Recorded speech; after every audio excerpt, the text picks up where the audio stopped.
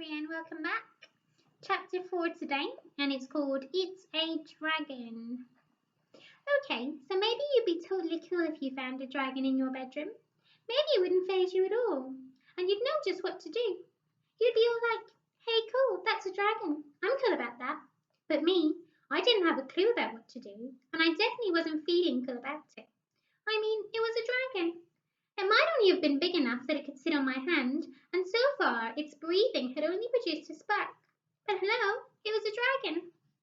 It made the strange fizzling match sound again. And the most I could manage to get out at this point was a whispered whoa.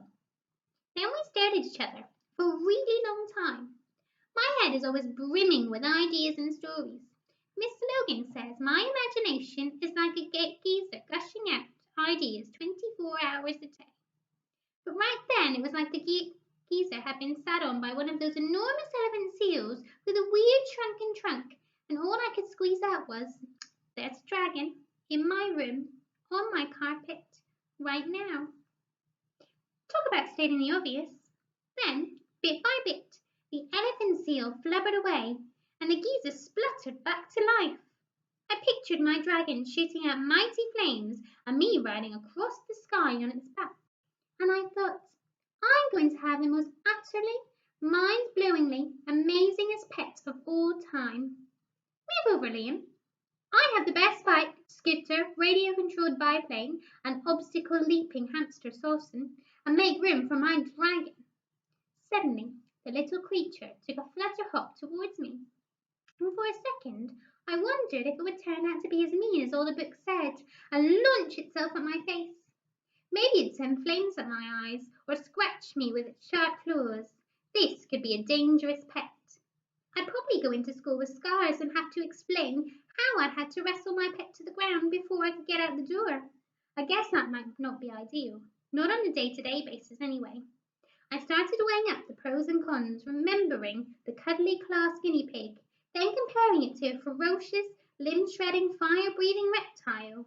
But even with possible loss of limbs, there didn't seem much contest. A dragon would make a really cool pet. And the more I watched it, the more I realized that this particular dragon didn't look very mean or dangerous. In fact, as it tilted its head to one side and hiccuped out a little smoke ring, the word that kept popping into my head was cute. I stayed as still as I could. I remembered something about letting dogs sniff your hand before you say hello to them.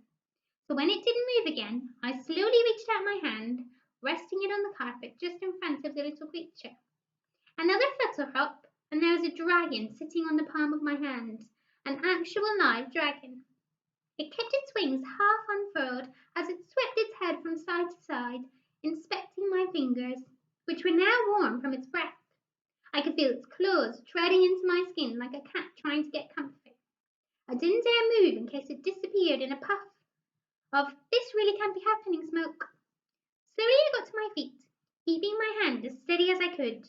Suddenly I decided to assume it was a he, started jiggling from foot to foot, leaning forward as if he was about to launch, and then peeling back, like I did on the diving board at the pool, wanting to dive, but hating the moment when I'd have to step off into nothing but air. I thought about how baby birds learn to fly, and also how I'd seen their tiny bodies on the ground sometimes. The ones who'd have flown too soon. Was it the same with dragons?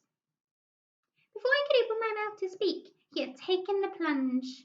For a moment, the tiny dragon was flapping upward, nose thrust forward, his wings shimmering.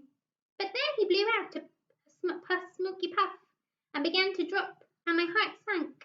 I lurched forward to catch him, but just before he landed in my outstretched hands, he flapped and rose again. And he was off, soaring away over my bed, still reeling a bit from side to side, but most definitely aloft. I watched as he swept back round and landed with a bump on my desk. In my relief and excitement, because let's be clear, a dragon had just flown round my bedroom, I clapped my hands and gave a whoop of delight. The little dragon lifted his head. He let out another smoky hiccup, this time followed by a tiny orange spark, and then he hopped towards me. Things I noticed from close up. Glittery wings, scales that rippled through every shade of red, eyes like diamonds, hot smoky funky breath. Sharp claws, 3 at the front, 1 at the back of each foot.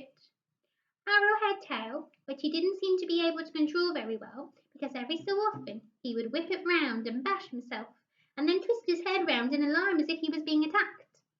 2 little horns, 1 longer than the other. Things I did not notice. Tom Tom. K3N, I will see you tomorrow.